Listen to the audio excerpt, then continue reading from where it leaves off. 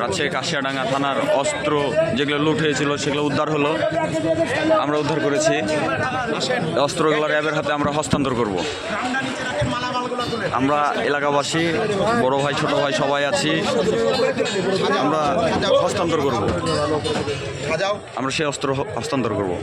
আমি তো থানার সামনে দাঁড়িয়ে আস্তে আস্তে আস্তে অস্ত্র আস্তে হ্যাঁ আস্তে আস্তে রাখেন।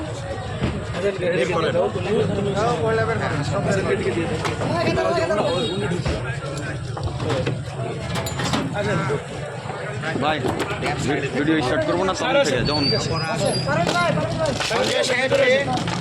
আসেন আমার সাথে কথা হয়েছিল এদিকে আসেন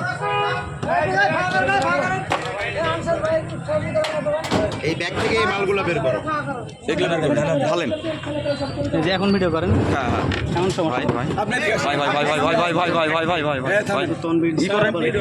হ্যাঁ আচ্ছা আচ্ছা জি আমি বলি আপনাকে তারপরে করেন। আচ্ছা আচ্ছা ঠিক আছে আমি বলতেছি না যে সুযোগ দেবো না, তাড়াহুড়া করার দরকার নেই, একটু ঠান্ডা হন। এখন আর কি আসার সম্ভাবনা আছে? কারণ আমি আরো আছে আরো আছে আরো আছে।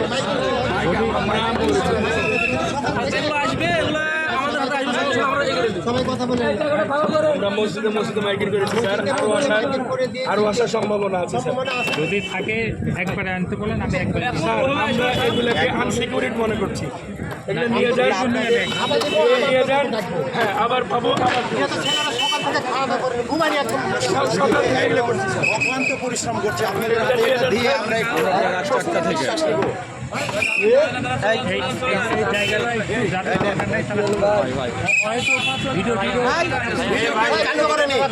ভিডিও কেউ চালু করবে না, চালু করবে না।